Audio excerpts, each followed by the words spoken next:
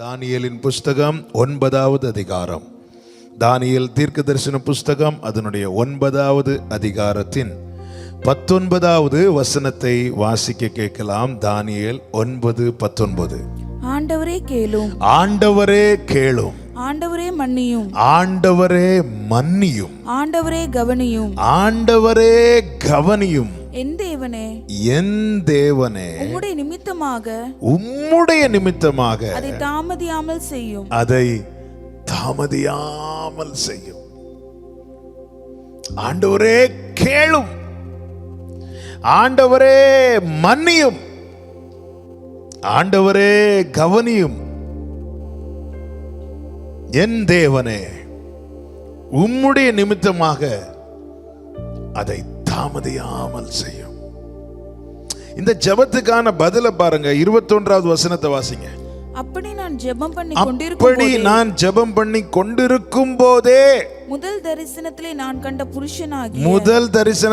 கண்ட புருஷனாகிய கேப்ரியேல் வேகமாய் பறந்து வந்து அந்திபலி நேரமாகிய வேளையிலே என்னை தொட்டான். என்னுடைய ஜெபம் அவரை தொடுமானால் அவருடைய தொடுதலை நான் ஜெபிக்கும் போதே உணர்வேன். பரலோகம் உங்களை தொடணும்னு நீங்க விரும்புறீங்களா? உங்க ஜெபம் அவரை தொடட்டும். கர்த்தர் நம்மோடு கூட பேச விரும்புகிற காரியம் அதுதான். எப்படியாவது ஜெபம் பண்ணல, நம்முடைய ஜெபம் அவரை தொடணும். தேவனை தொடுகிற ஜெபம்.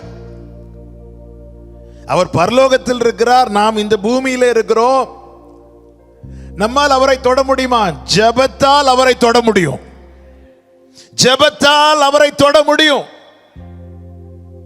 பாருங்க, அந்திபலி நேரமாகிய வேளையில என்னை தொட்டான். தூதன் வந்து தொட்டானா கர்த்தருடைய பிரதிநிதியாக. தேவன் தொடுவதற்கு சமம், தேவன் தொடுவதற்கு அடையாளம். தேவன் தொடுவதின் அடையாளமாக தான் தூதனை அனுப்பி தொடுகிறார். தேவன் பேசுவதற்கு அடையாளமாக தான் தூதனை அனுப்பி பேசுகிறார். தொட்டு சொல்லுகிறார் பாருங்க. 22வது வசனத்தை வாசிங்க. அவன் எனக்கு தெளிவு உண்டாக்கி. நல்ல கவனம், ஒவ்வொரு வேர்டும் கவனிக்கணும். ஒரு ஜெபத்தின் முடிவில் குழப்பத்தோடு வந்து ஜெபிக்கிறது பிரச்சனை இல்லை. ஆனா ஜெபத்தின் முடிவில் நமக்கு தெளிவு இருக்கணும். ஜெபித்து விட்டு குழப்பத்தோடு எழும்பி போக கூடாது. தெய்வீக தொடுதல் உனக்கு தெளிவை கொடுக்கும். தெய்வீக தொடுதல் நமக்கு தெளிவை கொடுக்கும். என்ன தெளிவு? ஒண்ணு இது நடக்கும், இல்ல இது நடக்காது. இந்த தெளிவை கொடுக்கும். இது நடக்குமாங்கிற சந்தேகத்தை கொடுக்காது. ஜெபிப்பதற்கு முன்னே நமக்குள்ள சந்தேகங்கள் எழும்புவது தவறல்ல. ஆனால் ஜெபித்த பிறகும் இது நடக்குமா நடக்கலையான்னு தெரியல, பாப்போம், பிரேயர் பண்ணி இருக்கும், இது குழப்பம். தானியேலுடைய ஜெபத்தினுடைய முடிவில் என்ன? அவன் ஜெபித்து கொண்டிருக்கும் போதே, அந்த வசனத்தை வாசிங்க. 21வது வசனம். அப்படி நான் ஜெபம் பண்ணி கொண்டிருக்கும் போதே முதல் தரிசனத்திலே நான் கண்ட புருஷனாகிய காபிரியேல் வேகமாய் பறந்து வந்து. பாத்தீங்களா? ஜெபம் பண்ணி கொண்டிருக்கும் போதே அப்படின்னு என்ன அர்த்தம்? எனக்கு தெளிவு வர்றது வரைக்கும் நான் ஜெபத்தை விட மாட்டேன். பிரேயர் பாயிண்ட்ல ஒரு காரியத்தை சொல்ல கேட்டிருப்பீங்க. தாவீது வாதை நிறுத்தப்படும் வரைக்கும், அல்லது கர்த்தருடைய பதில் பிரதியுத்தரம் கிடைக்கப்படும் வரைக்கும் அவன் பலி தொடர்ந்து கொண்டே இருந்தது, பலி செலுத்தி கொண்டே இருந்தான். தானியேலுடைய ஜெபம் என்ன தெரியுமா? தானியேல் ஜெபிப்பான், நிறைய காரியங்களை இப்படி நான் அறிக்கையிட்டு ஜெபத்தை முடித்தேன் என்றல்ல, அறிக்கையிட்டு நான் ஜெபம் பண்ணி கொண்டிருக்கும் போதே, அப்படின்னு என்ன அர்த்தம்? எனக்கு இன்னும் தெளிவு இல்லை, எனக்கு இன்னும் இந்த காரியத்தை குறித்த தெளிவு இல்லை. எனக்கு அப்ப தெளிவு உண்டாகும் வரைக்கும் நான் என் ஜெபத்தை விடக்கூடாது. ஆமென். கர்த்தருக்கு மாத்திரம் மகிமை உண்டாவதாக. தெளிவு உண்டாச்சு. 22வது வசனத்தை திருப்பி வாசிங்க. அவன் எனக்கு தெளிவுண்டாக்கி என்னோட பேசி. கைகளை உயர்த்தி ஆமென் சொல்லுங்க. ஒரு தெளிவு இல்லாம கர்த்தருடைய சத்தத்தை கேட்க முடியாது. இந்த பிரேயர் டிப்ஸ் சொல்லும்போது கவனிச்சிங்களா? நீங்க நல்லா ஜெபம் பண்ணுங்க. ஜெபம் பண்ணிட்டு ஒரு 10 நிமிஷம் அவர் பேச நீங்க இடம் கொடுங்க. இவ்வளவு நேரம் தானியேல் பேசுகிறான். பேசி முடித்த பிறகு தேவ தொடுதல் உண்டாகிறது. தேவ தொடுதல் உண்டானது. தானியேல் திரும்ப பேசல, தானியேல் அமைதி ஆயிட்டான், தானியேல் சைலண்ட் ஆயிட்டான். இப்போ அவர் பேசுறார். ஆமென். நம்முடைய ஜெபம் அவரை தொடுமானால், பரலோக தொடுதலை இன்னைக்கு அனுபவிக்க விரும்புகிற ஒவ்வொரு சகோதர சகோதரிகளுக்கும் நான் கர்த்தருடைய பீடத்திலிருந்து இயேசுவின் நாமத்திலே சொல்லுகிறேன், நம்முடைய ஜெபங்கள் அவரை தொடட்டும். ஆமென் சொல்லுங்க சத்தமா. என்னுடைய ஜெபம் உம்மை தொடுவதாக, உம்மை தொடும்படியா என்னுடைய ஜெபம் இருக்கட்டும். உம்மை தொடும்படியா என்னுடைய ஜெபம் இருக்கட்டும்.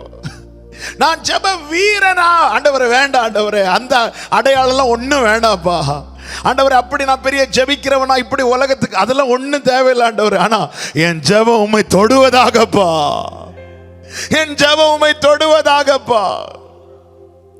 எவ்வளவு பெரிய திரள் கூட்டத்தில் இருந்தாலும் ஒரு பிள்ளை கத்துனா அந்த சத்தம் அதன் தாய்க்கும் தகப்பனுக்கும் நிச்சயமாய் கேட்கும். எவ்வளவு திரள் கூட்டத்தில் இருந்தாலும் பிள்ளைங்க விளையாடிட்டு இருக்கட்டும், இங்க இருந்து பெரியவங்க எல்லாம் பேசிட்டு இருக்கட்டும், ஆனா திடீர்னு அவங்க ஒரு பிள்ளை அழும்போது அதன் சத்தம் மற்றவங்க காதுல விழுதோ இல்லையோ, அதன் தாயினுடைய காதுல, அதன் தகப்பனுடைய காதுல நிச்சயமாய் விழும். Hallelujah. He bakara ba shantaria la rakama hantere kadara udara ba ba ba ba la rabadara. ஆமென் ஆண்டவரே, என் ஜெபம் உங்களை தொடுற மாதிரி இருக்கணும் ஆண்டவரே. என் ஜெபம் உங்களை தொடுற மாதிரி இருக்கணும். நான் இப்படி சொல்ல விரும்புகிறேன், தேவனை தொடுகிற ஜெபம் எவரில் வெளிப்படுகிறதோ அவர்களே ஜெப வீரன். தானியேல் பாருங்க, தானியேல் ஜெபித்தான். ஓகே அப்போ நாமும் ஜெபிக்கணும் அப்படின்னு சொல்லிட்டு மொட்டையா அதை எடுக்காம, தானியேலுடைய ஜெபம் என்ன, அவனுக்கு தொடுதல் உண்டாகி தெளிவு உண்டாகி, அதாவது அந்த தெளிவுக்கு அப்புறம் தான் வேர்டு. எலியாவை பாத்தீங்களா, பெரிய இடி முழக்கம் வருது, பூமி எதிர்ச்சி வருது, அதுக்கெல்லாம் அப்புறம் தான் ஒரு மெல்லிய சத்தம், ஒரு தெளிவு உண்டாக்குன பிறகு ரேமா. இல்லைன்னா நம்ம அந்த வார்த்தை சரியா, அந்த வார்த்தையை நம்மால சரியா ரிசீவ் பண்ண முடியாது. எத்தனை முறை பேசியிருப்பார், யாருக்கிட்ட அவர் பேசாம இருந்ததே கிடையாது.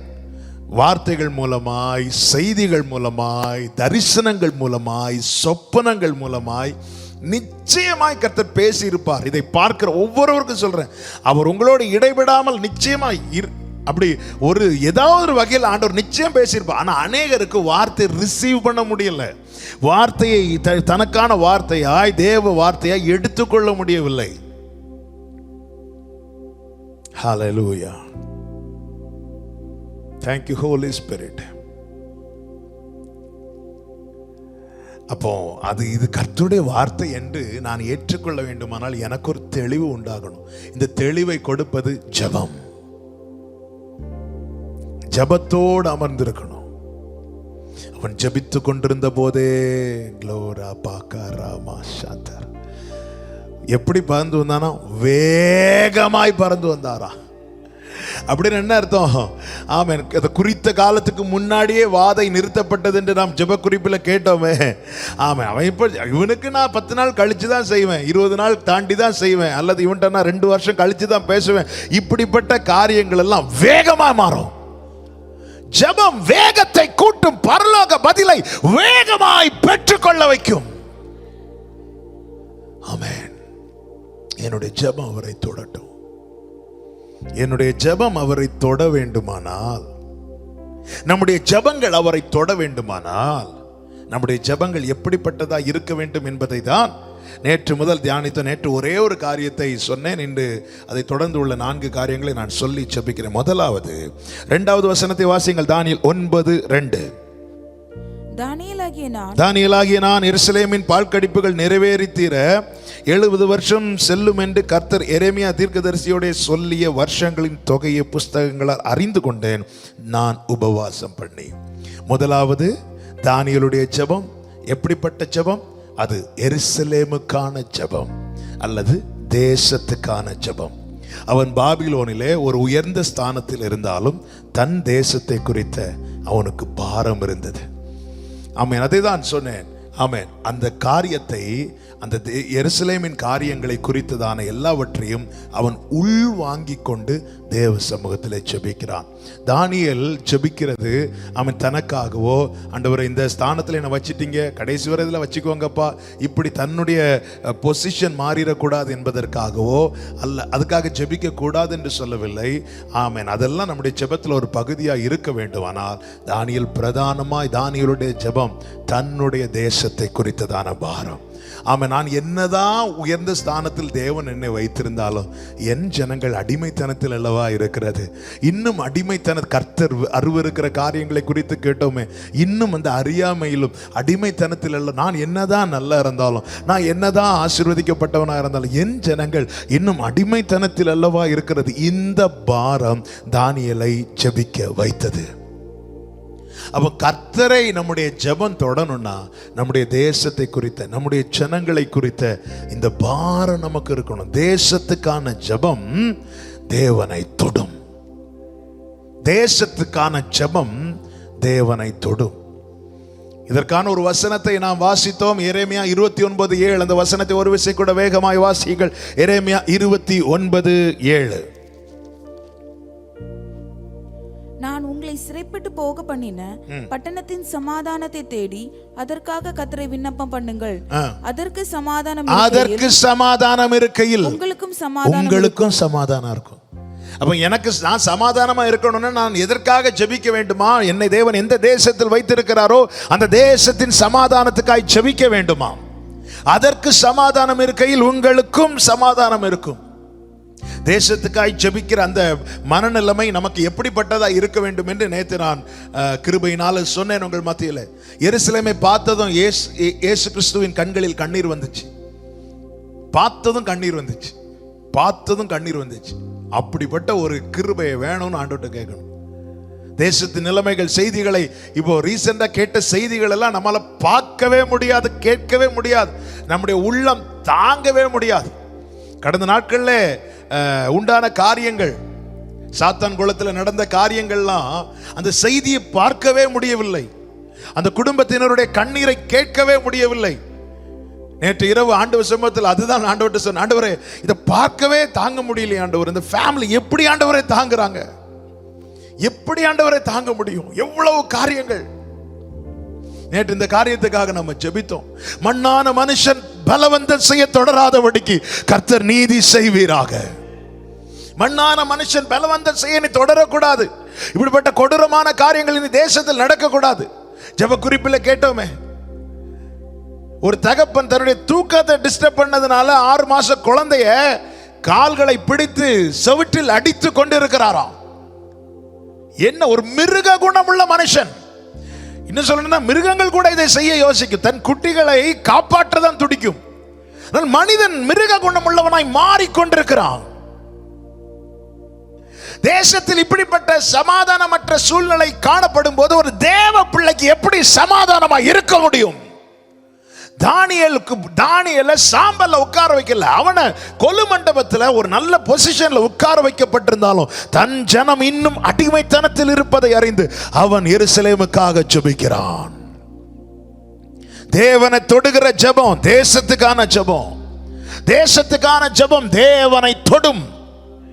என் ஜெபம் தேவனை தொடுமானால் பரலோகத்திலிருந்து வேகமான கிரியை எனக்காக நடப்பிக்கப்படும். ஹல்லேலூயா. ஒரு தேவ மனிதரை குறித்து நான் இப்படி கேட்டிருக்கிறேன். எனக்கு அந்த நபரை பழக்கம் கிடையாது, அறிமுகம் கிடையாது. அவரோடு இருந்த ஒரு சகோதரன் என்னிடத்தில் பேசும்போது அந்த தேவ மனிதரை குறித்து இப்படி சொன்னார். அவர் அதிகமாய் முழங்கால் நின்று ஜெபிக்கிற ஒருவர்.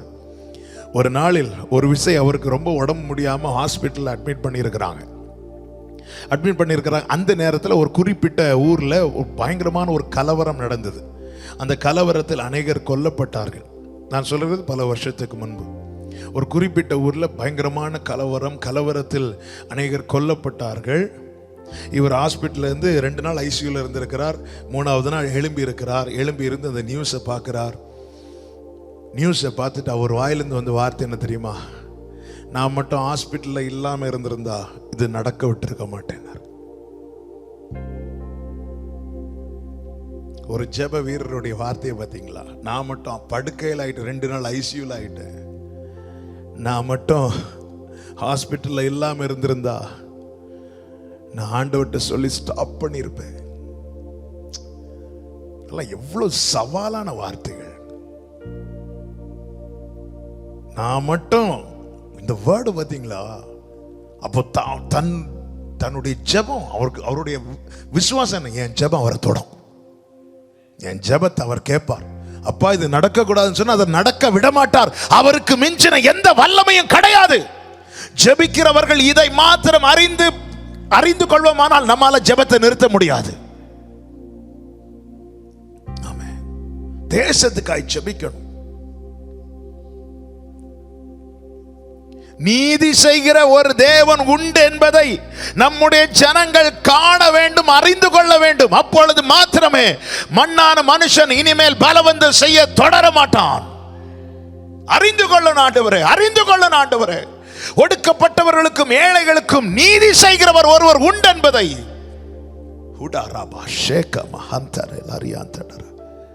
தேசத்தைக்காக ஏறெடுக்கிற ஜெபம் தேவனை தொடுகிற ஜெபம்.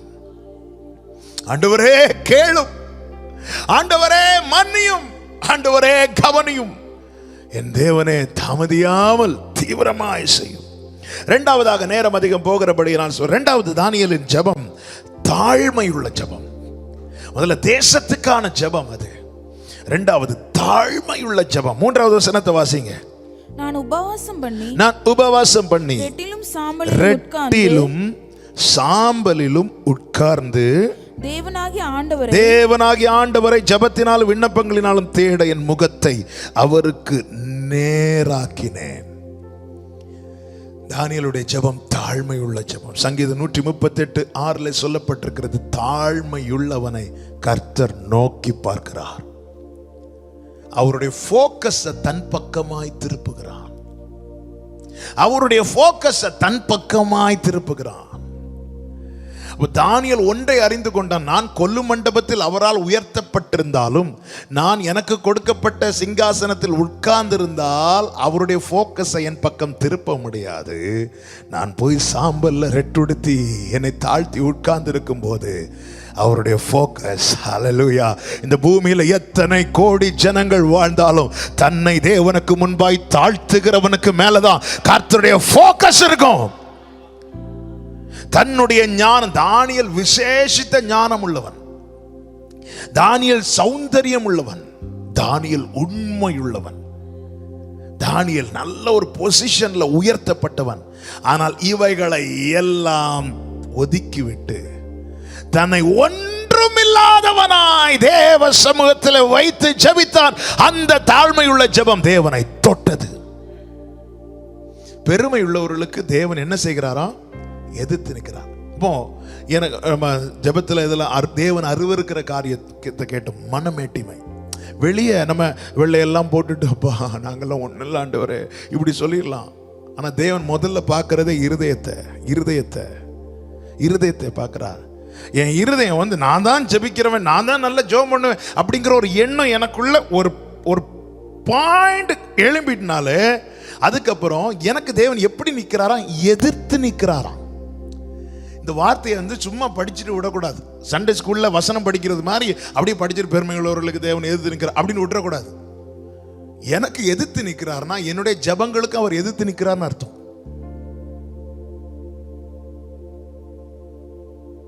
Thank you Jesus. துன்மார்க்கருடைய ஜெபம் தேவனுக்கு அருவருப்பானதான். பெருமையுள்ளவர்களுக்கு தேவன் எதிர்த்து நிற்கிறார்னா என்ன அர்த்தம்? அவருடைய ஜெபங்களுக்கும் தேவன் எதிர்த்து நிற்கிறான் அர்த்தம். அவர்களுடைய எல்லா கிரியைகளுக்கும் தேவன் எதிர்த்து நிற்கிறான் அர்த்தம். அப்போ தேவன் அதாவது அவர் தான் கேட்கணும். ஜெபத்தை கேட்கிறவரே, தேவனின் ஜெபத்தை கேட்கணும்னா முதல்ல தேவனுடைய போக்கஸ் என் பக்கத்துல திருப்பணும். ஆமென். முதல்ல போக்கஸ் திருப்பணும். அவருடைய போக்கஸ் என் மேல வரணும்னு நான் என்ன செய்யணும்? எல்லாரோட பயங்கரமா சத்தம் போடணுமா? அல்லது நான் என்ன செய்யணும்? அவருடைய போக்கஸ் என் மேல வரணும்னா இருக்க வேண்டிய இடத்துல இருக்கணும். நான் இப்படி சொல்ல விரும்புகிறேன், நீ சாம்பலில் உட்கார்ந்தா உலகத்தின் ஒரு கண்ணும் உன்னை காணாது. நீ நீ இல்லாம என்னைக்கு மாறுறியோ அன்னைக்கு அவர் உன்னை பார்ப்பார். நான் என்கிற அந்த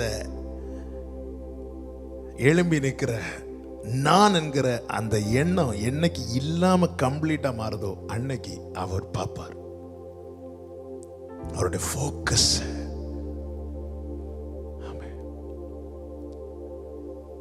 ஆபிரகாம் பாருங்க, ஆண்டவருக்கு முன்பாக நிற்கிறான், சமீபமா சேர்ந்து சொல்லுகிறான், தூளும் சாம்பலுமா இருக்கிற அடியேன்.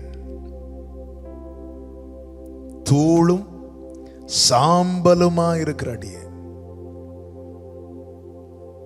பைபிள் என்ன தெரியுமா சொல்லுது? கர்த்தர் மூவராய் வந்தார்கள் ஆபிரகாமை சந்திக்க. 2 பேரை சோதோமுக்கு அனுப்பினார். இவரும் போக தான் வந்தார். ஆனா ஆபிரகாமை விட்டுட்டு அவரால் போக முடியல.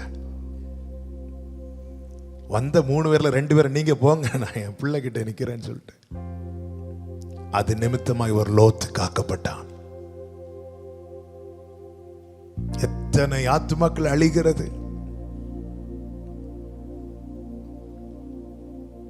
நாம் வெறும் மரண செய்திகளை மட்டும் பார்க்கிறோம், ஆனால் அதற்குள்ளே தங்கியிருந்த ஆத்துமாக்கள் எங்கே போகிறது? எத்தனை தற்கொலைகள். போக்கஸ நம்ம ஆண்டவருடைய போக்கஸ நம்ம பக்கம் திருப்புவோமே, ஆனால் இதே போல எத்தனை லோத்துகள் காக்கப்படுவார்கள் யோசித்து பாருங்கள். ஒரு ஆபிரகாம் நிமித்தம் ஒரு லோத்தின் குடும்பம் காக்கப்படுமானால் நம்ம எல்லாம் தேவன் சிநேகிதர் என்று அழைத்திருக்கிறாரே, பிள்ளைகளாக்கி இருக்கிறாரே. அவருடைய பிள்ளைகளா மாற்றப்பட்டிருக்கிறவர்கள் அல்லது ரட்சிக்கப்பட்டவர்கள் எல்லாரும் தங்களை தாழ்த்தி, அதான் வேதம் சொல்கிறது, என் நாமம் தரிக்கப்பட்ட என் ஜனங்கள் தங்களை தாழ்த்தி. நாம மட்டும் கரெக்டா உண்மையாய் தேவ சமூகத்தில் நம்மை தாழ்த்தி இருப்போமே, ஆனால் இதற்கு முன்பதாக இந்த கொள்ளை நோயை குறித்த காலத்துக்கு முன்பாக அது நிறுத்தப்பட்டிருக்கும். தேசம் ரட்சிப்படைந்திருக்கும். தன் பிழைகளை உணர்கிறவன் யார்? நம்ம ஒண்ணுமே கிடையாதுங்க, ஒண்ணுமே கிடையாது. ஹல்லேலூயா. இந்த லாக்டவுன் சீசன் ஸ்டார்ட் பண்ண ஆரம்பத்தில் எனக்குள்ள இருந்த ஒரே புலம்பல், ஆண்டவரே நீர் எல்லா காரியத்தையும் சொல்லி தான் செய்வீங்க, இந்த காரியத்தை மட்டும் ஏன் ஆண்டவரே சொல்லல? ஆண்டவர் சமூகத்தில் அது நிதானிக்க ஆரம்பித்த போதுதான் ஒன்றை அறிந்து கொண்டேன். இந்த காரியத்தை குறித்து கேட்கிற அளவுக்கு நம்ம காத்திருக்கல. இப்போ என்ன பொறுத்த வரைக்கும் என்ன கேட்டால் நான் எது வரைக்கும் காத்திருப்பேன்? நான் ஒரு சர்ச்சு போதகராக இருக்கிறபடினால கூடி எது வரைக்கும் காத்திருப்பேன்?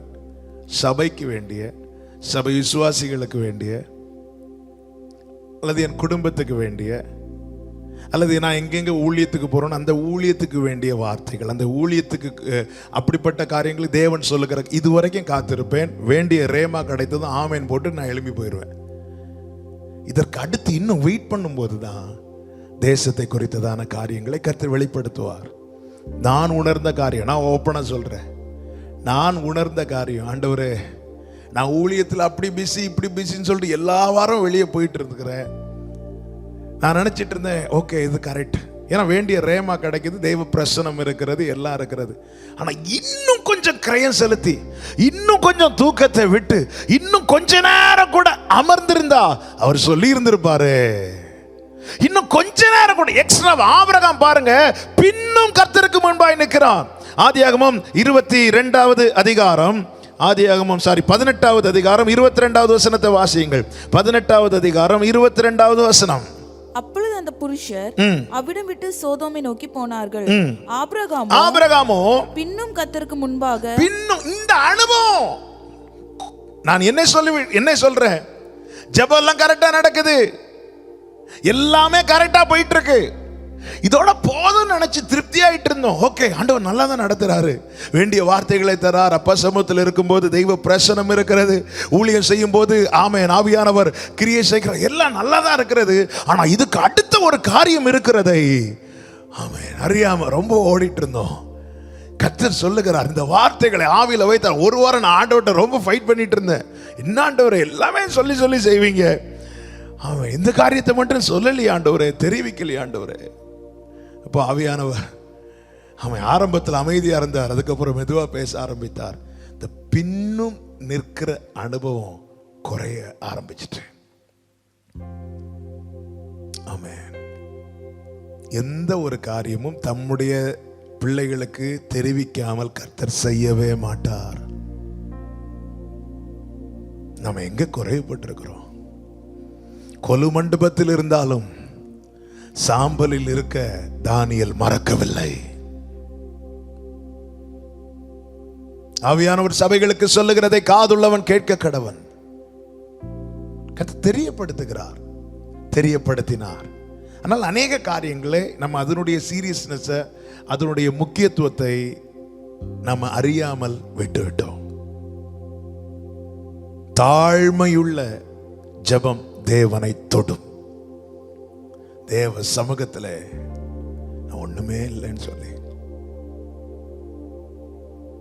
ഹല്ലേലൂയ. നല്ല നാഥനേ, ഞങ്ങൾ എല്ലാവരെയും നല്ലതാക്കി തീർത്തിടണേ, നിൻഹിതം ചെയ്വാൻ നല്ലതാക്കി തീർത്തിടണേ, നിൻഹിതം ചെയ്വാൻ.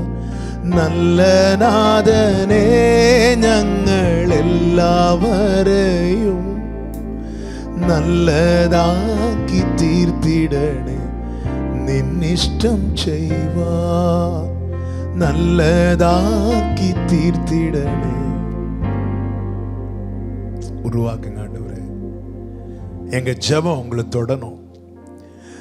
தாழ்மை என்பது ஆண்டவராக இயேசு கிறிஸ்துவை பார்த்தீங்களா, தாழ்மைக்கான சரியான அடிச்சுவடை ஸ்ட்ராங்கா போட்டுட்டு போனது நம்ம ஆண்டவராகிய இயேசு கிறிஸ்து தான். அதுக்கப்புறம் தான் மீதி எல்லாரும். ஏன்னா அவர் பிதாவுக்கு சமமா இருக்கிறவர். சிலுவை மரண பரியந்தம் தம்மை தாழ்த்தினாராம். அப்படி என்றால் நான் இப்படி சொல்ல விரும்புகிறேன், ஒரு காரியத்தை பெற்றுக்கொள்வதற்காக தாழ்த்தக்கூடாது. தாழ்மை என்பது பெற்றுக்கொள்ளும் வரை அல்ல, நம்முடைய ஓட்டத்தை ஓடி முடிக்கும் வரை. நிறைய பேர் பார்த்திருக்கீங்களா, ஒண்ணு இல்லாம இருக்கும்போது ஆண்டவரே அப்படின்னு சொல்லி தாழ்த்துருவாங்க. எல்லாம் கிடைக்கும் போது சவுலுடைய பிரச்சனை அதுதான். தாவீதுக்கு சவுலுக்குள்ள வித்தியாசம் என்ன? சவுல் கழுதைக்கு பின்னாக நடந்ததை உயர்வு வந்த போது மறந்தான். தாவீது எவ்வளவு உயர்த்தப்பட்ட பிறகும் ஆடுகளுக்கு பின்னாக நடந்ததை மறக்கல. தாழ்மை என்பது ஒன்றை பெற்றுக்கொள்ளும் வரை அல்ல, நம்முடைய ஓட்டத்தை ஓடி முடிக்கும் வரை.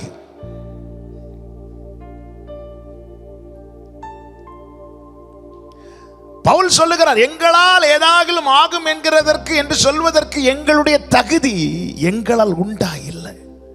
எங்களுடைய தகுதி மனுஷரால் உண்டாயிருக்கவில்லை. அப்படின்னு என்ன அர்த்தம்?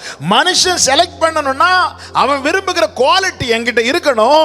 எங்கள் தகுதி மனுஷரால் உண்டாயிருக்கவில்லை. அப்படின்னு என்ன அர்த்தம்? மனிதர்கள் எதிர்பார்க்கிற தகுதி குவாலிட்டி எங்களிடத்தில் இல்லை. அப்படி இருந்து நாங்கள் நிக்கிறோம்னா எங்கள் தகுதி தேவனால் உண்டாயிருக்கிறது. நான் அதிகமா ஜெபம் பண்றதுனால என்ன நிக்க வச்சிருக்கிறாங்க, நான் அதிகமா பிரீச் பண்றேன், ஒண்ணுமே கிடையாது. எங்களால் ஏதாவது ஆகும் என்று சொல்வதற்கு எங்கள் தகுதி எங்களால் உண்டானது அல்ல.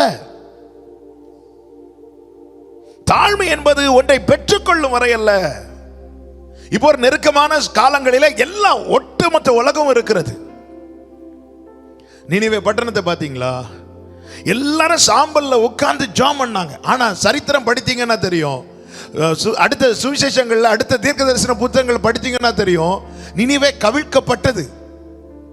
நினிவே கவிழ்க்கப்பட்டது. அப்பொழுது விடுவிக்கப்பட்டார்கள். ஆனால் விடுதலை கிடைத்த பிறகு மீண்டும் பாவத்தை நோக்கி போனார்கள். அப்பொழுது தங்களை தாழ்த்தி விடுதலை பெற்றுக் கொண்டார்கள். ஆனால் விடுதலை கிடைத்த பிறகு மீண்டும் அக்கிரமத்தை பாவத்தை நோக்கி போனார்கள். என்ன ஆனது? நினிவே பட்டணம் கவிழ்க்கப்பட்டது. ஹல்லேலூயா. தாழ்மை என்பது ஒன்றை பெற்றுக்கொள்ளும் வரைக்கும் அல்ல. தாழ்மை என்பது இந்த லாக்டவுன் முடிகிறது வரைக்கும் இல்லை. சிலர் பார்த்தீங்களா, இந்த லெங்க் டேஸ் வரும்போது ரொம்ப தங்களை தாழ்த்துறது மாதிரி காட்டுவாங்க. குட் ஃப்ரைடே வரைக்கும் அதை காட்டுவாங்க. ஈஸ்டர் வரும் பாருங்க, அதுக்கப்புறம் மற்றவங்களை எல்லாரையும் தாழ்த்துவாங்க.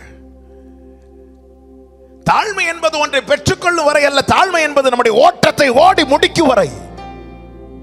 ஆமென் சொல்லுங்க. ஹல்லேலூயா. தாழ்மை உள்ளவர்களுக்கு அவர் கிருபை அளிக்கிறார். மரியாள் யாருக்குமே தெரியாதவங்க, இயேசுவின் தாயாக தேவனால் தெரிந்து கொள்ளப்பட்ட மரியாள். இந்த மரியாள் ஒரு பாவப்பட்ட குடும்பத்தை சேர்ந்தவர்கள். இவங்க கேப்ரியல் தூதன் வருகிறார், வந்து சொல்லுகிற கிருபை பெற்றவளே நீ வாழ்கன்னு சொன்னது மரியாள் யோசிக்க ஆரம்பிச்சிட்டாங்க, இது என்ன கிருபை? அப்பதான் சொல்றாங்க, நீ கர்ப்பவதியாகி ஒரு குமாரனை பெறுவாய், அவருக்கு இயேசு என்று பெயரிடுவாயாக. ஓ மேசியா என் மூலமாய் பிறக்க போகிறாரா, என் வயிற்றில் பிறக்க போகிறாரா? இது உண்மையிலே இது பெருமைப்பட வேண்டிய விஷயம் தானே. உண்மையிலே இது எத்தனை பேர்ட்ட பெருமையா சொல்ல வேண்டிய விஷயம். ஆனால் மரியாள் சொன்ன வார்த்தை என்ன தெரியுமா? லூக்கா 1:48 வாசிங்க. லூக்கா சுவிசேஷம் 1:48. அவர் தம்முடைய அடிமையின் தாழ்மையை நோக்கி பார்த்தார். தம்முடைய அடிமையின் தாழ்மையை நோக்கி பார்த்தார். கைகளை உயர்த்தி ஹல்லேலூயா, ஹல்லேலூயா. தம்முடைய அடிமையின் தாழ்மையை பெற்றுக்கொள்வதற்கு முன்னாக அல்ல இந்த வார்த்தை, பெற்றுக்கொண்ட பிறகு. மரியாள் பெற்றுக்கொண்ட பொக்கிஷம், ஆசீர்வாத பாக்கியம் இந்த உலகத்தில் வேற யாருக்கும் கிடைக்கல. எனவே ஸ்திரீகளுக்குள்ளே ஆசீர்வதிக்கப்பட்டவள் நீ. ஸ்திரீகளுக்குள்ளே ஆசீர்வதிக்கப்பட்டவள் நீ. இஸ்ரவேலின் வீட்டை கட்டின லேயாள் இருக்கட்டும், ராகேல் இருக்கட்டும், அவளுடைய வம்சாவளி தானே மரியாள். அப்போ அவங்களெல்லாம் பெருசா பேசிட்டு இருக்கும் போது தூதனை அனுப்பி கர்த்தர் சொல்லுகிறார், நீ ஆசீர்வதிக்கப்பட்டவள், கிருபை பெற்றவளே. நான் அதை இப்படி சொல்ல விரும்புகிறேன், பல்கா கிருபை மரியாளுக்கு கொடுக்கப்பட்ட காரணம் என்ன தெரியுமா? மரியாள் வாழ்க்கையில தாழ்மை என்பது பெர்மனண்டாவே இருந்துச்சு. ஹல்லேலூயா. பல்கா கிருபை, மொத்தமா கிருபை. வாழ்ந்த ஓட்டத்தை ஓடி முடிக்கிறது வரைக்கும் என் கிருபை உனக்கு போதுன்னு மொத்தமா கொடுக்கப்பட்ட ரீசன் என்ன? மரியாள் வாழ்க்கையில தாழ்மை பெர்மனண்டாவே இருந்துச்சு. தாழ்மை என்பது வந்து போகிற கெஸ்டா இருக்க கூடாது. தாழ்மை என்பது நம்முடைய வாழ்க்கையா இருக்கணும். சீசன் மாறும் போது கிளைமேட் சேஞ்ச் ஆகிறது மாதிரி அநேக நம்ம கூட அப்படிதான். ஒரு நெருக்கம் வரும்போது, ஆண்டவரே நாங்க கஞ்சி மட்டும் குடிப்போம் ஆண்டவரே. ஆமென். அந்த காலத்துல எல்லாம் ராஜாக்கள் இருதயத்தை கிழிப்பதற்கு அடையாளமாய் வஸ்திரத்தை கிழிப்பார்கள். ஒரு ராஜா தன் வஸ்திரத்தை கிழிக்கிறானாலே அவன் இருதயம் கிழியுதுன்னு அர்த்தம்.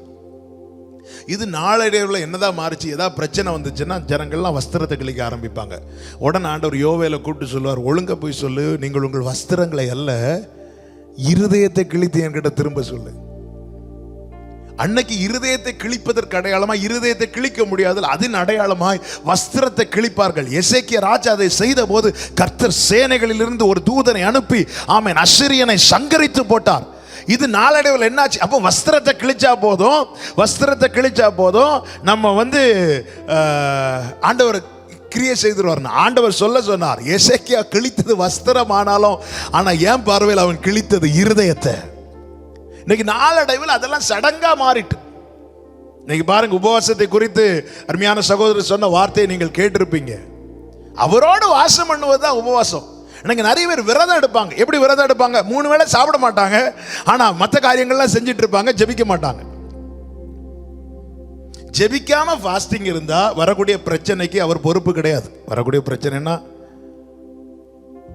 அல்சர் ப்ராப்ளம், கேஸ் ப்ராப்ளம், இதெல்லாம் வருதுன்னு அவர் பொறுப்பு கிடையாது. ஆண்டவர் அப்படிப்பட்ட உபவாசத்தில் தேவன் கேட்பது அவரோடு கூட உம்மோடு இருப்பதுதான். மோசே 40 நாள் ஃபாஸ்டிங் இருக்கணும்னு பிளான் பண்ணி போய் இருக்கலங்க. அவர் கூட அவரை பார்த்துட்டு வரேன்னு சொல்லிட்டு தான் போனான். அப்படின்னா சொல்லிட்டு போயிருப்பால, நான் இவ்வளவு நாள் ஆகும்பா, நான் இவ்வளவு நாள் ப்ரேயர் போட்டிருக்கேன், இன்னும் வாரேன்னு சொல்லிட்டு போனப்போ லேட் ஆயிட்டு. ஒன்னதான் கீழே ஜனங்க சொல்றாங்க, மோசேக்கு என்னாச்சுன்னு தெரியல. என்னாச்சு தெரியுமா? அவர் கூட பேச ஆரம்பிச்சிட்டான், பழக ஆரம்பிச்சிட்டான். இரவும் தெரியல, பகலும் தெரியல. நான் இன்னும் புசிக்காம இருக்கிறேன்னு ஒரு கவலை கிடையாது. அவரோடு கூட வாசம் பண்ணுகிற அந்த உபவாச அனுபவம் எல்லாருக்கும் வேணும். அப்படி உண்டாக்கணும்னா முதல்ல அவருடைய போக்கஸை நமக்கு மேல திருப்ப வைக்கணும். போக்கஸை நம் பக்கமாய் திருப்பணும். ஆண்டவரே, இந்த அனுபவம் வேணும்பா. சொல்லுங்க, ஏசையா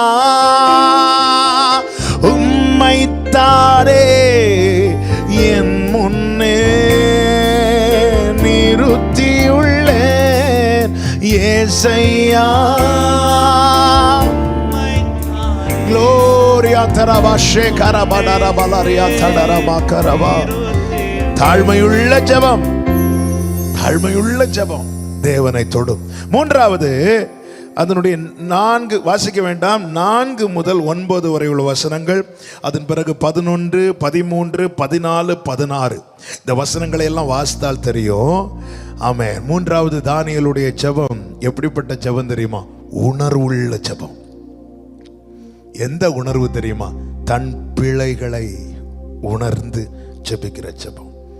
4வது வசனத்தை பார்த்தீங்கன்னா தெரியும், அவன் பாவ அறிக்கை செய்கிறான். 5வது வசனத்திலே சொல்கிறான், நாங்கள் பாவம் செய்து. 7வது வசனத்திலே சொல்றான், நாங்கள் உமக்கு விரோதமாய் துரோகம் செய்தோம். 8வது வசனத்திலே சொல்கிறான், ஆண்டவரே உமக்கு விரோதமாய் பாவம் செய்தோம். 9வது வசனத்தில் அவருக்கு விரோதமாய் நாங்கள் கலகம் பண்ணினோம், அவருடைய சத்தத்துக்கு செவி கொடாமல் போனோம். 11வது வசனம், நாங்கள் எல்லாரும் நியாய பிரமாணத்தை மீறினோம். 13வது வசனம், எங்கள் அக்கிரமங்களை விட்டு திரும்பாம போயிட்டோம். 14வது வசனம், நாங்களோ அவருடைய சத்தத்துக்கு செவி கொடாம போனோம். 16வது வசனம், எங்கள் பாவங்களினாலே இது ஆனது. இப்படி எல்லாம் சொல்லி 20வது வசனத்தை வாசிங்க. இப்படி நான் சொல்லி ஜெபம் பண்ணி என் பாவத்தையும் என் ஜனமாகிய இஸ்ரவேலின் பாவத்தையும் அறிக்கையிட்டு என் தேவனுடைய பரிசுத்த பர்வதத்துக்காக என் விண்ணப்பத்தை என் தேவனாகிய கர்த்தருக்கு முன்பாக செலுத்தி கொண்டிருந்தேன். இப்ப நான் உங்கள்கிட்ட ஒரு ஹோம்வொர்க் தரேன், சரியா? நீங்க இப்போ பார்க்க கூடாது, மீட்டிங் முடிச்சிட்டு. தானியேல் என்ன சொல்றார்? என் பாவத்தை, அதாவது தானியேலுடைய பாவத்தை. தானியேல் 1வது அதிகாரம் துவங்கி இது முழுவதும் நீங்க கண்டுபிடிச்சு தானியேலுடைய பாவம் என்னன்னு உங்களால சொல்ல முடியுமா? நான் கண்டுபிடித்து பார்த்தேன், தானியேலுக்கு ஒரு பாவத்தை எங்கேயுமே பார்க்க முடியாது. தேவனுக்கு முன்பாகவும் சரி, மனுஷருக்கு முன்பாகவும் சரி. உங்களால கண்டுபிடிக்க முடியும்னா கண்டுபிடிங்க. எதுக்கு இதை சொல்றேன்னா, ஒன்றுமே எழுதப்படவில்லை. அப்படி இருந்தும் தன்னை தேவனுக்கு முன்பாய் நீதிமானாய் நிறுத்தாமல், இதாங்க தாழ்மை. ஹல்லேலூயா. அதாவது ஐ எம் நத்திங், நான் அவருக்கு முன்னாடி நான் ஒண்ணுமே கிடையாதுன்னு இந்த எண்ணம் என்னைக்கு வருதோ, நான் என்று சொல்ல எனக்கு ஒன்றும் இல்லை, திறமைன்னு சொல்ல என்னிடம் எதுவும் இல்லை. நான் என்று சொல்ல எனக்கு ஒன்றும் இல்லை, திறமைன்னு சொல்ல என்னிடம் எதுவும் இல்லை. தகுதியில்லா என்னை உயர்த்தினது உங்க கிருபை, தகுதியில்லா என்னை உயர்த்தினது உங்க கிருபை. உங்க கிருபை இல்லைனா நானும் இல்லை, உங்க கிருபை இல்லைனா நானும் இல்லை. உங்க கிருபை வேண்டுமே, உங்க கிருபை போதுமே, உங்க கிருபை இல்லாம நான் ஒன்றும் இல்லையே. ஜீசஸ் ஷகரபதடரா,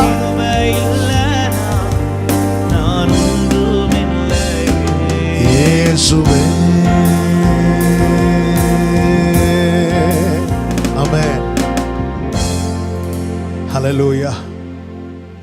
யோபு கூட சொல்றான், நீதிமானானதுனால அவர்கிட்ட பேசல, அவருடைய இரக்கத்துக்காக பேசிட்டு இருக்கிறேன்.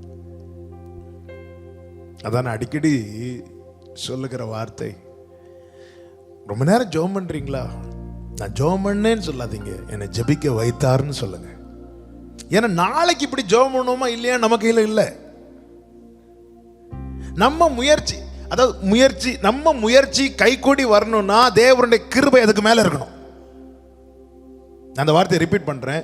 என்னுடைய முயற்சி கைகூடி வர வேண்டுமானால், நான் செய்கிற பிரயாசங்கள் எனக்கு ஆசீர்வாதமாய் ஆக வேண்டுமானால், இந்த நேரத்துக்குள்ள இந்த காரியம் செய்ய வேண்டும் என்று நான் ஒரு காரியத்தை செய்யும் போது அவைகள் அந்த நேரத்தில் கைகூடி வர பண்ணப்பட வேண்டுமானால் என் கரத்துக்கு மேல அவருடைய கரம் இருக்கணும். என்னுடைய செயலுக்கு மேல அவருடைய கிருபை இருக்கணும். காவலாளி விழித்திருந்து காக்கிற காரியம் சக்சஸா அமையணும்னா கர்த்தர் காக்கணும். கர்த்தர் காவாராகில் காவலாளி விழித்திருப்பது விருதா. கர்த்தர் கிருபை இல்லைன்னா அவர் அங்க இருந்து ஓகே கிராண்ட் பண்ண, ஓகே இந்த காரியம் செய்யட்டும் அப்படின்னு அங்க உள்ள தேவனுடைய ஃபேவர் எனக்கு இல்லைன்னா என்னுடைய முயற்சிக்கு பலன் இல்லை, என்னுடைய பிரயாசத்துக்கு பலன் இல்லை.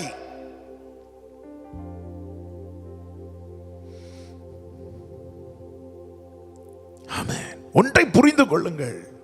தானியேல் கொலு மண்டபத்திலேருந்து இப்போ கொலு மண்டபத்தில் அவனுக்கு கொடுக்கப்பட்ட சிங்காசனத்திலேருந்து அவன் ஜெபம் பண்ணா கர்த்தர் கேட்பாரா கேட்க மாட்டாரா?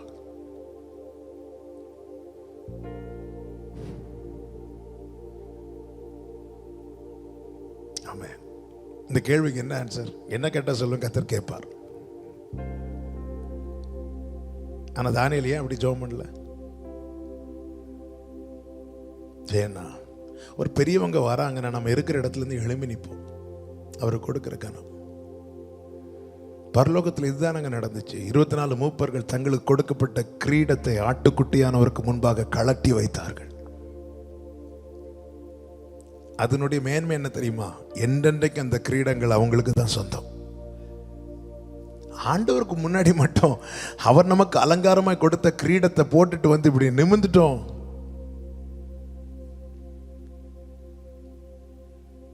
எல்லா மகிமையும், எல்லா கனமும், எல்லா துதியும், எல்லா ஸ்தோத்திரங்களும் ஒருவருக்கே உரியது. தாவீதை பார்த்தீங்களா?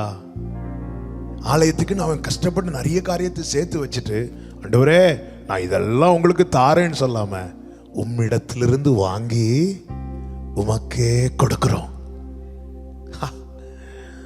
சும்மா அல்ல, தாவீதை இருதயத்துக்கு ஏற்றவனா வைத்து ஆண்டவர் இன்னைக்கும் கொண்டாடிட்டு இருக்கிறார்.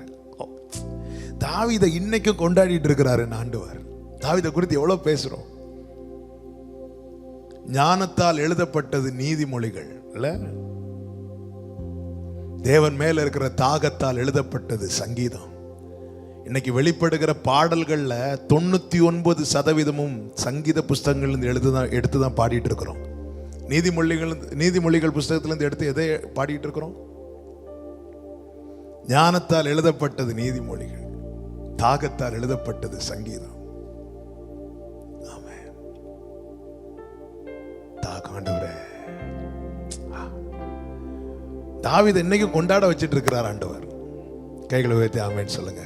ஏன் தெரியுமா? அவன் என்னதான் உயர்த்தப்பட்டாலும் அவருக்கு முன்னாடி நான் ஒண்ணுமே இல்லை. இந்த உணர்வு வேணும்.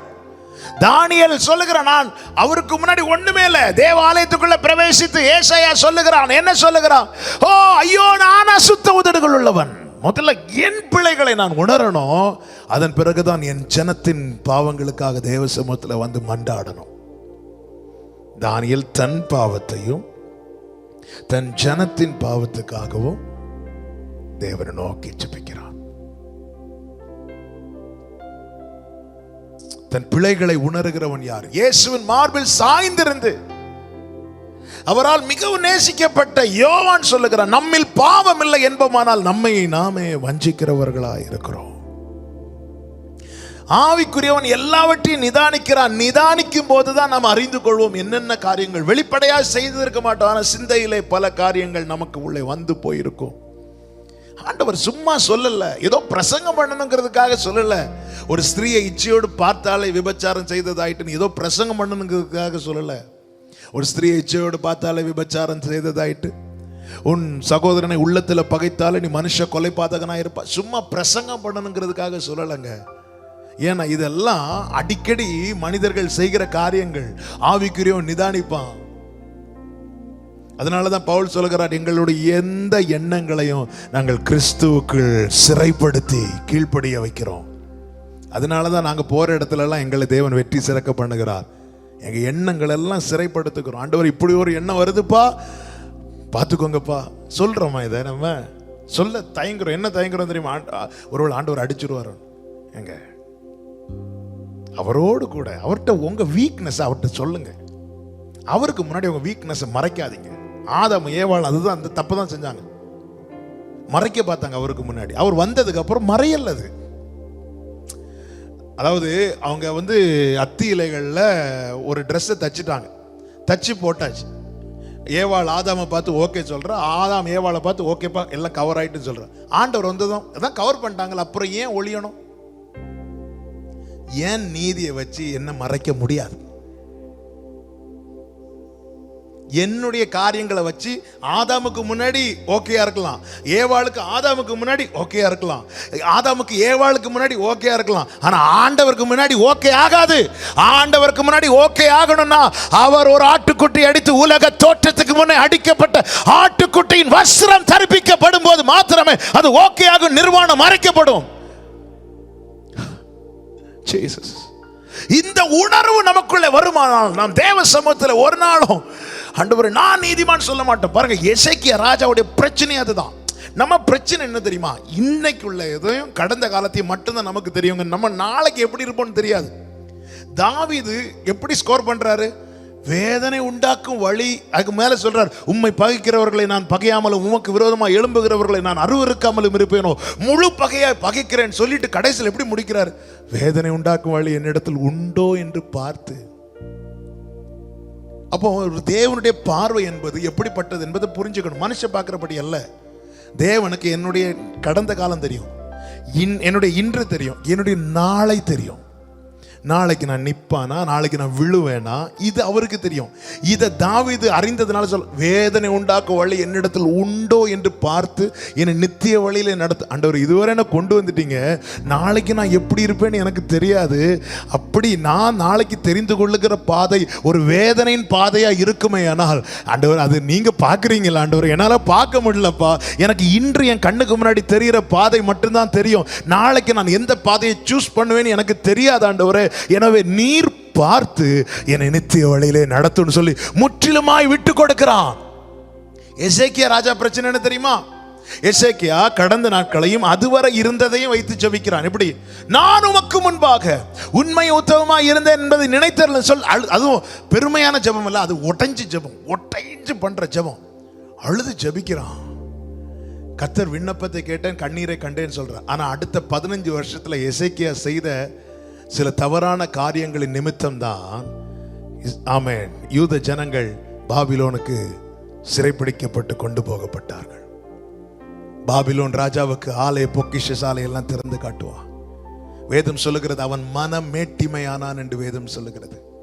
நேற்று வரை எசேக்கியா நல்லதா இருந்த, இன்னைக்கும் நல்லதா இருக்கிற, ஆனா நாளைக்கு நீ இப்படி இருப்பியா இல்லையாங்கிறது நிச்சயம் கிடையாது. இதுதான் நான் சொல்லுகிறேன். தேவனுக்கு முன்பாக நம்ம ஒரு நாளும் நான் இன்னைக்கு நல்லா இருந்தேன், இதுவரை நல்லா தான் இருந்தேன், லாக்டவுன் பீரியட்ல கரெக்டாக தான் பைபிள் படிச்சுட்டு இருக்கேன், எல்லாம் பண்ணிட்டு இருக்கிறேன், ஆண்டவரே இதை பார்த்தாவது. எனவே தான் தானியேல் ஒரு வார்த்தையை சொல்றாரு பாருங்க, 9வது அதிகாரத்துல கர்த்தருக்கு மகிமை உண்டாவதாக 18வது வசனத்தை வாசிங்க. தானியேல் 9:18. என் தேவனே உம்முடைய செவியை சாய்த்து கேட்டருளும் உம்முடைய கண்களை திறந்து எங்கள் பாலிடங்களையும் நாமம் தரிக்கப்பட்டிருக்கிற நகரத்தையும் பார்த்தருளும். நாங்கள் எங்கள் நீதிகளை அல்ல உம்முடைய மிகுந்த இரக்கங்களையே நம்பி எங்கள் விண்ணப்பங்களை உமக்கு முன்பாக செலுத்துகிறோம். அப்படின்னு என்ன அர்த்தம்? ஆண்டவரே, இப்போ தானியேல் எடுத்துக்கோங்களேன். தானியேல் சொல்றாரு, ஆண்டவரே நான் தினமும் 3 வேளை ஜெபிக்கிறேன், உண்மை உள்ளவனா இருக்கிறேன், இந்த நீதியின் அடிப்படையில் எனக்கு தாங்கன்னு கேட்டா அந்த நீதியின் அடிப்படையில் தானியேலுக்கு மட்டும் வேணும்னா விடுதலை கிடைத்திருக்கும். ஆனால் தானியேல் சொல்றான், எங்கள் நீதியின் அடிப்படையில், உமது இரக்கத்தின் அடிப்படையில், அவருடைய இரக்கத்தின் வைத்து கேட்டதுனால அந்த விடுதலை தானியேலுக்கு மட்டும் இல்ல, அந்த ஜனம் முழுவதுக்கு விடுதலை. நம்ம நீதினால நமக்கு கிடைக்கிறது, நம்ம நீதினால ஒண்ணுமே கிடைக்காது. நான் ஒரு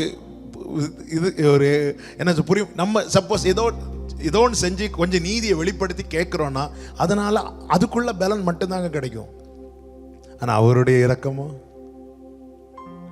உங்க அன்பு பெரியது, உங்க இரக்கம் பெரியது, உங்க கிருபை பெரியது, உங்க தயவு பெரியது. அவருடைய இரக்கம் அநாதியா இருக்கிறது. தாவீது அதானே சொல்றான், தூதன் உருவின பட்டயத்துல நிற்கும் போது தாவீதுடைய விண்ணப்பம் என்ன தெரியுமா? நான் கர்த்தருடைய கையில் விழுவேனாக.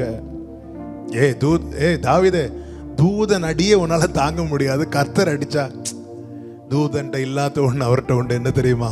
அவருடைய இரக்கம் அநாதியா இருக்கிறது. அப்படின்னு என்ன அர்த்தம்? தூதனுக்கு கொடுக்கப்பட்ட கட்டளை நிறைவேற்றும். அதுக்கு முன்னாடி யார் நிக்காலாம் பார்க்க மாட்டான். தாவீதா, அப்சலோமா, சாலமோனா, சவுலா, இதெல்லாம் தூதன் பார்க்கவே மாட்டார். அடின்னு சொன்னா அடிப்பா. ஆனா என் ஆண்டவர் அப்படி கிடையாது. அவர் அடிக்க ஓங்கினாலும் அவருடைய கோபம் ஒரு நிமிஷம், அவருடைய தயவோ நீடிய வாழ்வு. எனவே தாவீது சொல்லுகிற, நான் கர்த்தருடைய கையில் விழுவேனாக, அவருடைய இரக்கங்கள் அநாதியா இருக்கிறது. உணர்வுள்ள ஜெபம் வேணுங்க. அப்ப நான் ஒண்ணுமே கிடையாது. அந்த ஒரு மகனை அழைத்து கொண்டு ஒரு தகப்பன் வருகிறான். சீஷர்கள்லாம் அவனை குணமாக்கி பார்க்கறாங்க, முடியல. இயேசு மலையிலேருந்து இறங்கி வரும்போது இயேசுவை பார்த்து கேட்குறான், இவனை இப்படி பிசாசு அலைக்கழிக்குது. உடனே இயேசு சிம்பிளா சொல்லுவார், விசுவாசித்தால் கூடும், விசுவாசிக்கிறவனுக்கு எல்லாம் கூடும். உடனே அந்த தகப்பன் சொன்ன வார்த்தை, விசுவாசிக்கிற ஆண்டவரே, ஆனாலும் என்னுடைய அவிசுவாசம் நீங்கும்படி எனக்கு உதவி செய்யும். இதுதாங்க உணர்வு. என்ன உணர்வு தெரியுமா? நான் விசுவாசிக்கிறேன், ஜெபித்தால் பலன் உண்டென்று விசுவாசிக்கிறேன். ஆனா இன்னொரு பக்கத்தில் கொஞ்சம் அவிசுவாசமும் ஒட்டி இருக்குது. இதை உணர்ந்து நம்முடைய பலவீனத்தை அவர்கிட்ட அறிக்கை செய்யணும். நம்முடைய விசுவாசத்தை விசுவாச அறிக்கையாய் மற்றவர்கள் முன்பாக செய்யணும். ஆபிரகாம பாத்தீங்களா? என் அடியனுக்கு என்ன தருவீர், இப்படி கேட்டவன் தான் ஆபிரகாம். அந்த ஆபிரகாம கர்த்தர் டியூன் பண்றார், உருவாக்குகிறார். மணலை காட்டி கொடுத்தார், நட்சத்திரத்தை காட்டி கொடுத்தார், இவைகளை எல்லாம் அடையாளங்களாய் காட்டி கொடுத்தார். ஆனால் உரைத்த வார்த்தையை நன்மையாக குறித்த காலத்திலே கர்த்தர் அவன் கண்களுக்கு முன்பாக காண்பித்து கொடுத்தார். இன்று சில அடையாளங்களை கர்த்தர் உனக்கு காண்பித்து தருவது எதற்கு தெரியுமா? உன்னை உருவாக்குவதற்காக. அப்படின்னு என்ன அர்த்தம்? இன்னும் நீ பெற்றுக் கொள்ளுகிற நிலையில வளரல ஆபிரகாமே. ஹல்லேலூயா. என்ன உருவாக்குறாருனால என்ன அர்த்தம்? நான் இன்னும் சரியாகலன்னு அர்த்தம். இதை நம்ம புரியணும், இதை நம்ம புரிந்து கொள்ளணும். ஆமென் சொல்லுங்க பார்க்கலாம். உணர்வுள்ள ஜெபம், நான் ஒண்ணுமே கிடையாது, நான் பாவி ஆண்டவரே, தேங்க்யூ ஃபாதர். 4வது 10வது வசனத்தை வாசிங்க. 9வது அதிகாரம் 10. ஆனாலும் எங்கள் தேவனாகிய ஆண்டவரிடத்தில் இரக்கங்களும் மன்னிப்புகளும் உண்டு. இரக்கத்தை பெற்றுக் கொள்ளுகிற ஜெபம், இரக்கத்தை பெற்றுக்கொள், இரக்கத்துக்கான ஜெபம் அல்லது இரக்கத்தை பெற்றுக்கொள்ளுகிற, பெற்றுக் கொடுக்கிற ஜெபம். இவன் எருசலேமுக்காக ஜெபிக்கிறானே, ஆண்டவர் எருசலேமுக்கு இறங்கணுங்கிறதுக்காக அவன் ஜெபிக்கிறான். ஏன்னா அவனுக்கு தெரியும் அவரிடத்தில் இரக்கங்களும் மன்னிப்புகளும் உண்டு. தமிழ்ல அந்த வார்த்தை ரொம்ப அழகா இருக்கும். இரக்கங்களும், இரக்கம் என்றல்ல, இரக்கங்களும் மன்னிப்புகளும் உண்டு. யூதருக்கு ஒரு நம்பிக்கை உண்டு. அந்த நம்பிக்கை என்னன்னா, ஆண்டவர்கிட்ட 100 இரக்கங்கள் உண்டாம். அவங்களுக்கு சொல்ற ஒரு கணக்கு. அதுல ஒரு இரக்கத்தை தான் மனுஷனுக்குள்ள ஆண்டவர் வச்சிருக்கிறார். 100ல் 1. அந்த ஒரு இரக்கம் தான். இன்னைக்கு ஒருத்தங்க அடிபட்ட நம்ம ஐயோன்னு சொல்றோம். ஒரு செய்தி, ஒரு துக்கமான செய்தி கேட்கும்போது நம்முடைய கண்கள்லையும் கண்ணீர் வருகிறது. இதெல்லாம் தேவன் வைத்த ஒரு இரக்கமா. இதே போல 100 இரக்கங்கள் அவருக்குள்ள இருப்பதாக, யூதர்களுக்குள்ள ஒரு நம்பிக்கை இருப்பதாக ஒரு இதில் நான் படித்து அறிந்தேன். அப்படி இருக்கா இல்லையா என்பதல்ல, நான் என்ன சொல்ல வருகிறேன் என்றால், இன்னைக்கு மனுஷன்ட்ட வெளிப்படுகிற இரக்கங்களே அது தேவன் வைத்த ஒரே இரக்கமா. இதே மாதிரி 100 டைம்ஸ் அதிகமா அவருக்குள்ள இருக்கிறதா அவர்கள் நம்புகிறார்கள். ஆனால் வேதம் சொல்லுகிறது 1000 100 1000 இல்ல, அனாதியா இருக்கிறது. அவருடைய இரக்கங்களுக்கு என்ன இல்லையா? முடிவு இல்லை, முடிவு இல்லை. அப்ப இவ்வளவு இரக்கமுள்ள தேவனிடத்திலிருந்து நம்ம இரக்கத்தை பெற்று நம்முடைய தேசத்துக்கு கொடுக்க வேண்டாமா? இரக்கங்களும் மன்னிப்புகளும் உண்டு. இரக்கத்துக்கான ஜெபம், இரக்கத்துக்கான ஜெபம், தேசத்துக்கான ஜெபம், தாழ்மையுள்ள ஜெபம், உணர்வுள்ள ஜெபம், இரக்கத்தை பெற்று கொடுக்கிற ஜெபம். ஏன்னா அவனுக்கு தெரியும் அவரிடத்துல இரக்கங்கள் உண்டு, மன்னிப்புகள் உண்டு. ஏன்னா அவர்கிட்ட இல்லாததை அவர் ஒரு நாள் டீச் பண்ண மாட்டார். சீஷர்கள் வந்து கேட்குறாங்க, பேதுரு வந்து கேட்குறான், ஒரு சகோதரன் எனக்கு விரோதமாக பாவம் செஞ்சா நான் எத்தனை தடவை மன்னிக்கணும்? 7 தடவையா 70 தடவையா? 770 முறை. எத்தனை முறை? அதாவது மன்னிக்கிறதுக்காக உன் இருதயத்தை நீ டியூன் பண்ணி வச்சுக்கணும். இதான் ஆண்டவர் சொன்னது. அவர்கிட்ட இல்லாததை அவர் சொல்ல மாட்டார். பிதாவினிடத்திலிருந்து பெற்றுக்கொண்டதை அவர் கொடுக்கிறார், சொல்லுகிறார். அவரிடத்தில் இரக்கங்களும் மன்னிப்புகளும் உண்டு இருக்குல்ல. அப்ப இவ்வளவு பாருங்க, எவ்வளவு இந்த ஆத்மாக்கள்லாம் எங்கெங்க போகும்? ரட்சிக்கப்பட்டு ஆண்டவரை ஏற்றுக்கொண்டவர்கள் நித்திய இளைப்பாறுதலுக்கு போவாங்க. மீதி ஆத்மாக்கள்லாம் எவ்வளவு வேதனை. இந்த வேதனை விட அந்த வேதனை எவ்வளவு பெருசு தெரியுமா? இரக்கத்தை பெற்றுக் கொடுக்கண்டாமா? ஆபிரகாம் அதை செஞ்சான் பாத்தீங்களா? 50 நீதிமான் இருந்து அழிப்பீர் ஆண்டவரே. ஏன்னா அவனுக்கு தெரியும் அவர் இரக்கம் உள்ளவர், அழிக்க மாட்டார். 10 நீதிமான் இருந்தா வந்துட்டான். ஏன்னா அவருக்கு தெரியும், ஆபிரகாமுக்கு தெரியும் இரக்கத்தை இப்படியாவது வாங்கி கொடுத்துருவோம். லோத்து இரக்கம் பெற்றான் அல்லவா? இரக்கத்தை பெற்றுக் கொள்ளணும். கடைசியாக ஒன்று சொல்லி நான் ஜெபிக்கிறேன். 16வது வசனத்தை வாசிங்க. ஆண்டவரே, உம்முடைய சர்வ நீதியின்படியே உமது கோபமும் உமது உக்கிரமும் உம்முடைய பரிசுத்த பர்வதமாகிய எருசலேம் என்னும் உம்முடைய நகரத்தை விட்டு திரும்பும்படி செய்யும். தேவ கோபத்தை திருப்பும் ஜெபம். தானியேலுடைய ஜெபம் தேவனத்தோட ரீசன் என்னன்னா, அவனுடைய ஜெபம் தேவ கோபத்தை திருப்பும்படியா அவன் ஜெபம் பண்ண. ஏன்னா அவனுக்கு தெரியும் எங்கள் அக்கிரமத்தின் நிமித்தம் தேவ இரக்கத்துக்கு பதிலாக இப்போ என்ன தேசத்தில் இருக்கிறது? தேவ கோபம் நடக்கிறது. நல்ல கவனமா கேளுங்க. ஒரு ஏழை ஒடுக்கப்படும் போது, அநீதி தலை தூக்கி நிற்கும் போது அதன் மேல தேவ கோபம் இறங்கும். இன்னைக்கும் தேசங்கள் அழியாமல் நிக்க காரணம் என்ன தெரியுமா? தேவ பிள்ளைகளுடைய கண்ணீரின் ஜெபத்தால மட்டுமே. அவர்கள் தான் தடை செய்கிறவர்கள். இந்த தடை செய்கிறவர்கள் மட்டும் போயிட்டாங்க.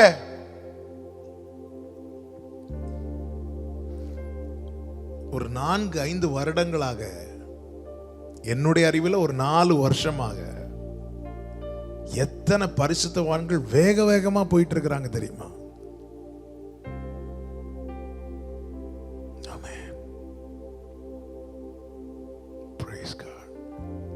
தடை செய்கிறவன் சபை.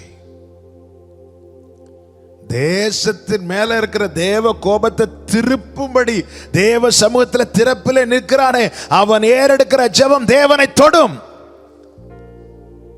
மோசே கிட்ட ஆண்டவர் சொன்னார், என்னை விடு மோசே, இவங்களை நான் அழிக்க போறேன்.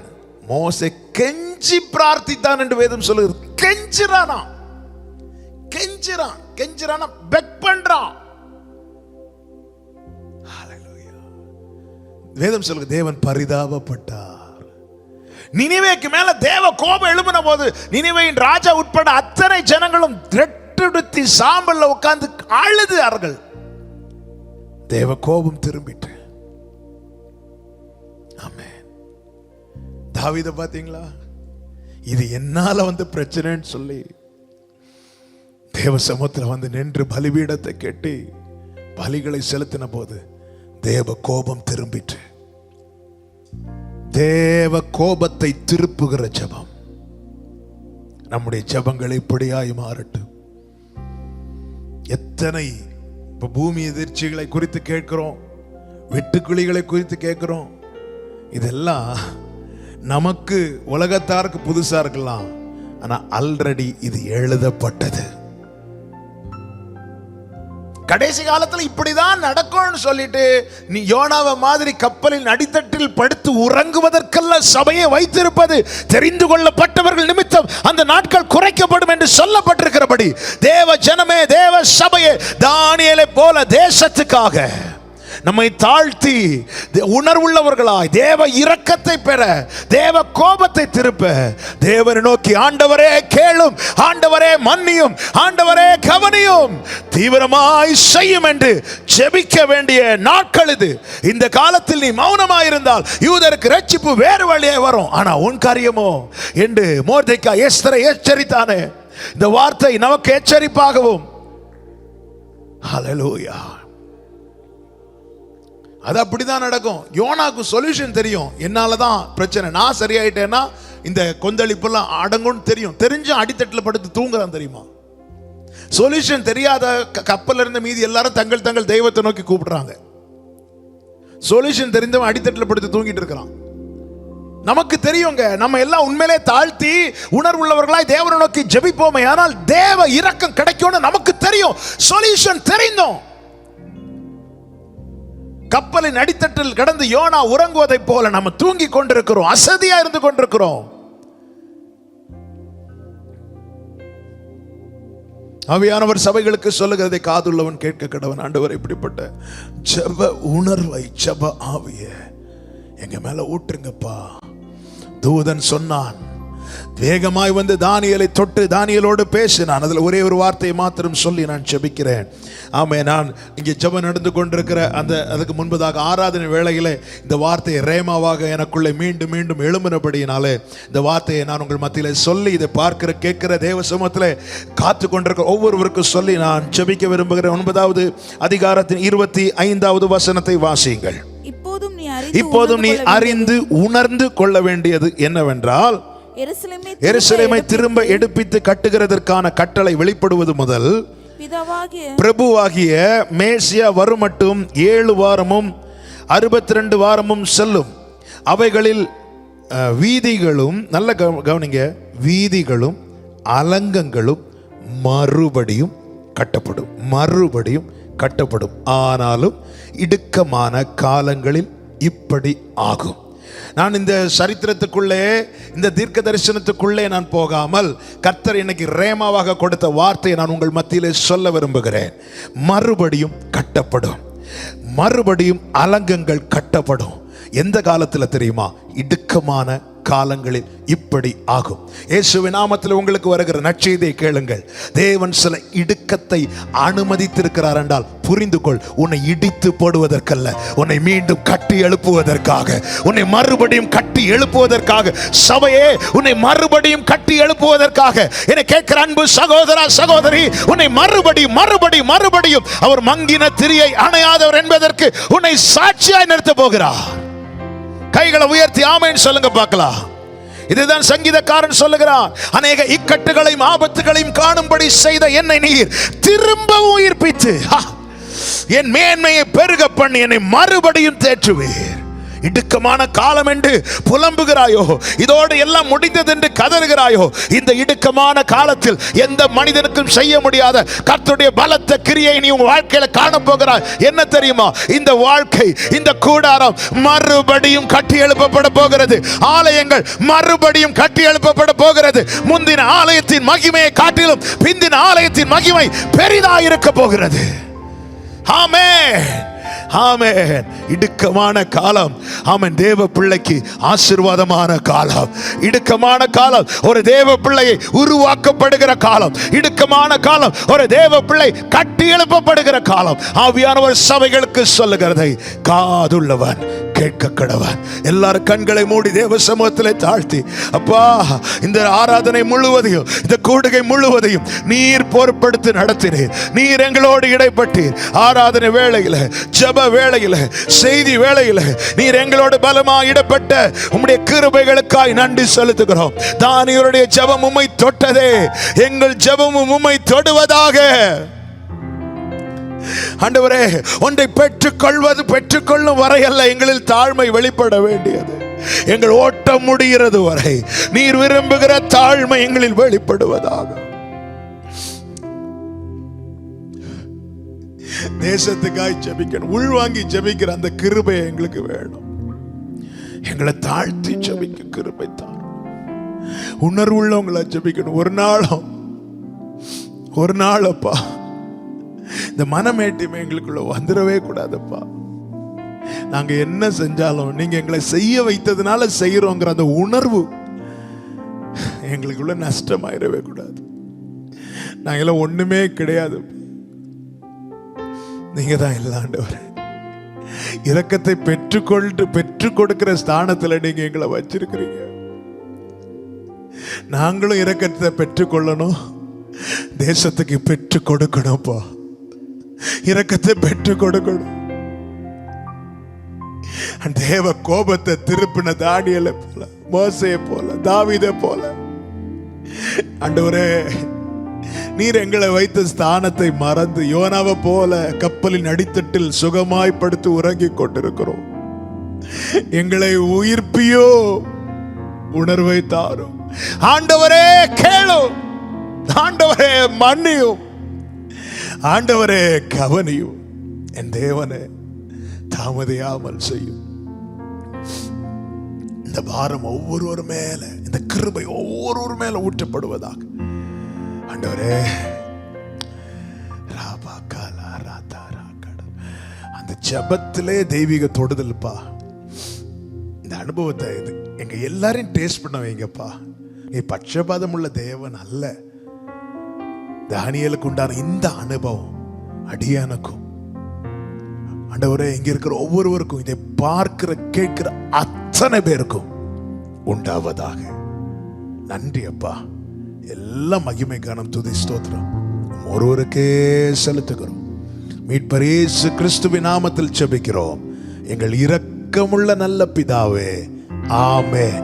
எல்லாரும் சேர்ந்து சொல்லுவோம். என் ஆத்துமாவே கர்த்தரை ஸ்தோத்திரி, என் முழுமே கர்த்தருடைய பரிசுத்த நாமத்தை ஸ்தோத்திரி.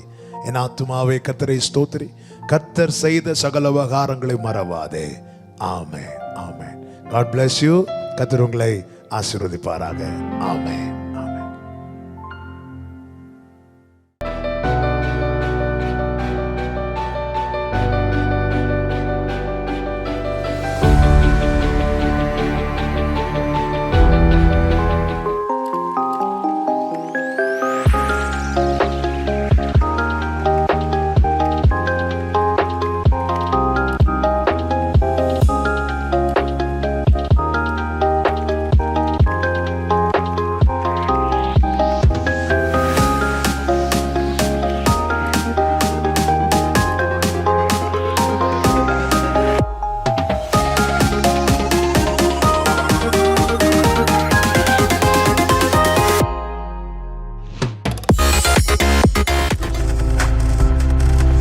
நீங்கள் பார்த்து கொண்டிருப்பது உங்கள் ஜாய் டிவி. உங்கள் துக்கம் சந்தோஷமாய் மாறும்.